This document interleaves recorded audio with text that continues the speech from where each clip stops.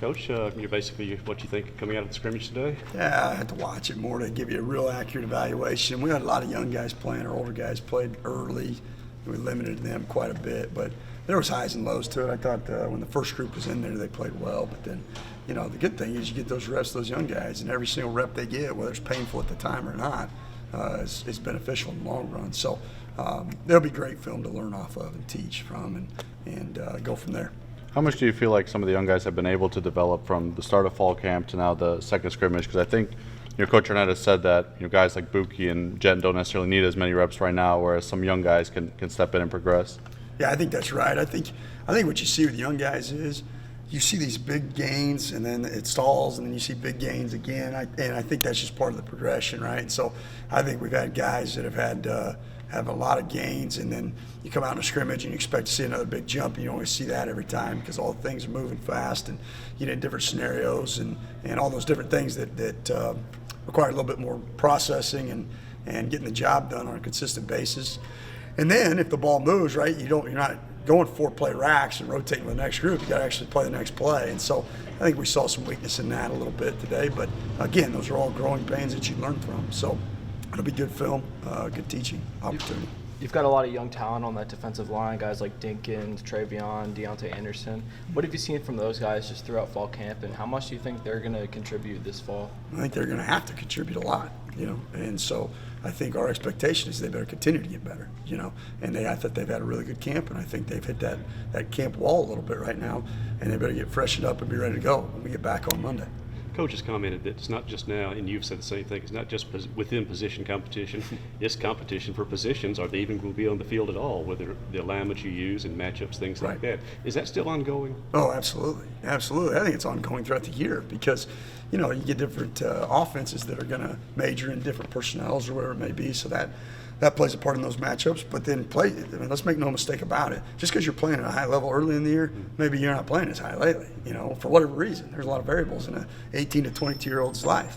And so the fact of the matter is we've got to find the most consistent 11 football players we can put on the field to give us a chance to win and play good defense. And so it's always a competition. Every day is an evaluation. How important do you think it is, particularly in that linebacker room, to get some guys, game reps this year, some of the younger guys, knowing that, Jet and Buki, this is, their last season of eligibility? It depends on the score. I mean, yeah, in a perfect world, by all means, I'd like to, but we all know what that means on the scoreboard. So, yes, it is important. No doubt it is. I would say the other part of that is the special teams reps.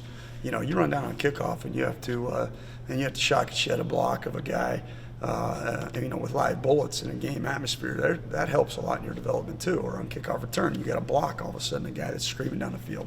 Punt return, punt. All those things add up. So any live reps, you just cannot quantify the importance of that for a young football player, really at any position.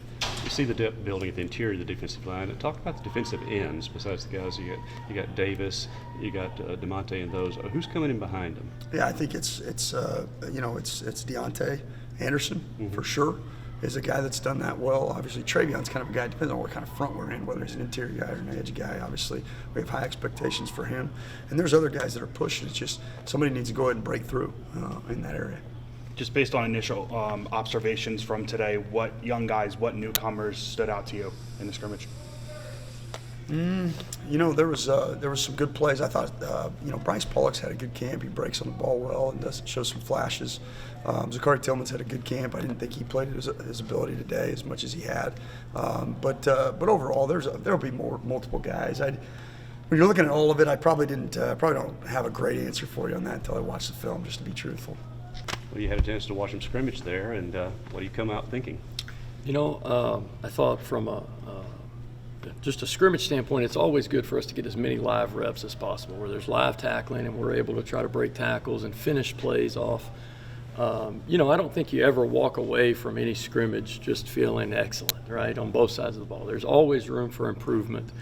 For us, we've got to really clean up our details. Our pre-snap, we had a couple of pre-snap penalties, a few penalties, during the play on a couple of holding calls. So we've got to clean up some of those things. But again, the important piece for us right now is just playing as much live football as we possibly can.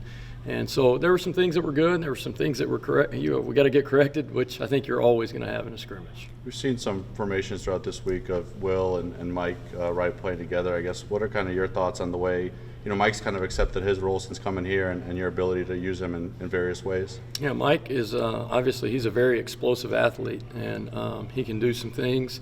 And, like I've told you guys before, without getting too specific, it's about putting your best players on the field and the guys that can create explosive plays, no matter, what 11 guys that is. So, we've messed with a few things, and, I think going forward, we'll continue evaluating each week, right, what explosive players we have. When you look at this as a play caller in a scrimmage, are you scripting out the beginning of that, or are you just play calling and situationally doing it? Yeah, that's a really good question. Each scrimmage is a little bit different. Sometimes I script it out. A lot of times, like today, I was really challenging myself to not script it and just make sure that I was calling it off the hip. So that you're mixing personnel groups, you're trying to get a good balance of your run, your play action, your shots. So today I was just, shooting from the hip from our call sheet.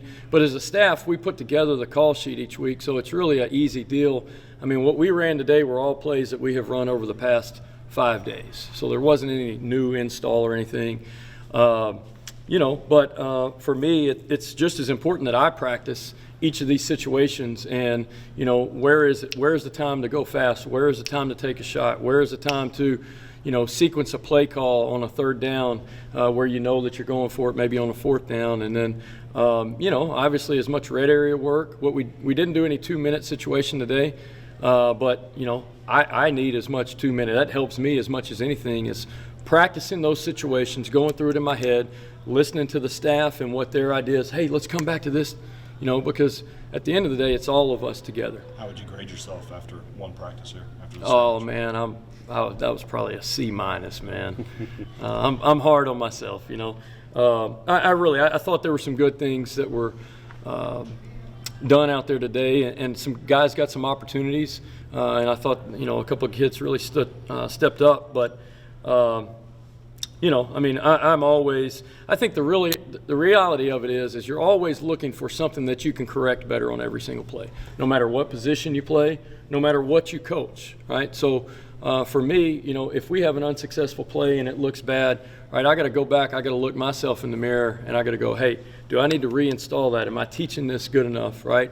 Am I relating to the guys well enough where they know exactly the level of detail and the expectation, right? And if not, I got to be honest with myself, and I got to go back and clean up the way that I approach that teaching. As a play caller and as a scheme designer, how difficult is it to reach this point where it's time to stop installing and start perfecting what you do? You know what? I don't think you ever stop installing. That's the fun part of this offense, right? Is, the creative minds, right, and putting everything together and the different personnel groups and the formations, man. The challenge is you never stop installing, right? You just kind of keep growing it. And once you get good at something, then you figure out, right, what's the next presentation? How do we complement that? How do guys stop that? So, you never stop installing, right? And but that's the fun part, and that's the challenging part.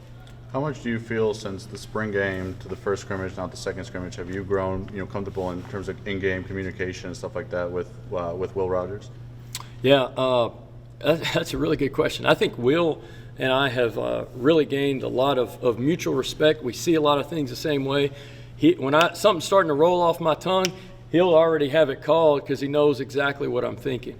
And, I think that's something that's really important throughout the season, and as we become more comfortable with each other, is he knows what I'm thinking. He's in the mind of the play caller, and he's understanding the play caller's purpose. Does that surprise you that he's picked it up that quickly? Not at all. Man, this guy loves football. Look at him. He's out there right now with his dad. He's teaching his dad drops right now of the way that we're play actioning, right? He lives and breathes football every second of every day. And so he's up here all the time, right, studying, asking questions, giving ideas. It doesn't surprise me one single bit. We've seen both Percy Lewis and Dollar Bill kind of get some first-team reps over at left tackle. What are you seeing from that battle right now? What's standing out about both those guys? Yeah, Percy has done some really good things. We started Dollar at tackle, and then he moved in a little bit and played a little bit of guard. He's got some versatility. But again, going back to when I talk about best 11, you know, it's not just skill guys. I mean, we're trying to figure out the best 5 combination guys, whether that's, you know, guys that primarily play tackle that need to be moved in. You know, if you've got an offensive lineman that you got 2 tackles that are stacked that are really good, and, you know, you might need to move one into guard. But, you know, for those guys, I think every day it's a constant competition. And really that's when you get good, right? Whenever guys start competing and they don't get complacent and they don't get comfortable, and it's you can't ever sit back and go, all right, this is my job, I got this locked down, right? Because that's not the reality of college football. College football there is constant competition, right? And then you recruit guys, right, that you hope will come in and try to beat those guys out. So, you know, it's day by day, right? Day by day, both those guys have done some good things. Both of them have a lot of room for improvement, but it'll be a constant competition each day. I apologize if you've already touched on this, but you got a pretty older backfield, and you bring Kevon in, who's got experience. Simeon got experience last year. Pittman's an older guy, even though he's a JUCO transfer, but Seth Davis has done some good things in camp. It's going to be hard to keep him off the field. Yes, sir. Seth Davis, you know, he had a good spring. He came back to fall camp, man, and he's done a really, really nice job. You know, he is youthful, right, and not as experienced as those guys. But I'll tell you what, man, Seth Davis is hungry and he runs hard. When you put the ball in his hands, he's got a chance to break a couple tackles and go, you know, score a couple touchdowns, as you guys have seen in these couple scrimmages. Seth is a great young man. You know, really, again, this is a lot of offense for a young man coming in, but he's done a great job of handling it all. And you know, I think the good thing about guys like that, young players, is, you know, you have to find ways to get them on the field, right? And, you know, don't overthink it. All right, my first question then, how were you able to make the team practice with the smell of all those steaks cooking up there? Well, that's why we kept them on the other side of the building, so that way, you know, with the way the wind's blowing, it wouldn't get to us while we were trying to get our work done on the practice field. But we're excited for it. I mean, Beef Cattlemen Association does this every year for both schools. It's a great deal. Just your thoughts about the last scrimmage? Oh, it was good. I mean, obviously, we didn't get as many plays as last week. I probably scrimmaged just a little too much last week and went over the play allotment we should have. So there were some guys who really got their fill almost last week. We didn't need to get them as many reps today, and so today was a little shorter. Got more of the developmental younger guys get out there and play some football. But it was good. Both sides had some success. There's obviously some things that are problematic for us that we've got to get addressed, or else they're going to cost us football games. You know, balls on the ground, running backs putting balls on the ground, or not clean exchanges between the quarterback and running back. That's sloppy, bad football, so we cannot have that. And we got to tackle better. There were some runs today that knife through us like a warm knife through butter. We didn't tackle very well today. But again, it's a lot of those developmental guys who they tell us they should be playing, and they think they wonder why they're not working with the ones, and yet, you know, we played some live scrimmage, and we'll have some good tape to evaluate now. Talk to them about on Monday. How much of it, I know you got a veteran team on both sides of the ball, but how much of a difference did you see with the younger guys and the newcomers when it came to adding classes to the mix plus practice? Yeah, that made a change. And I think it's been that way every year I've ever coached, no matter where I've been. Once you go from kind of training camp mode where all day you got them and it's just football, then you transition to school. That first day of practice when they're coming off of class, we gave them the first day of school off, but on Thursday, you know, we didn't have our best practice, and so obviously we got to get into that routine because that is the reality. You're a student athlete, right? You got to go to class first, then you got to come and do your football job, and it's the exact same thing for your opponent. So whoever does it best usually is better prepared on Saturday going into the game. Apologize.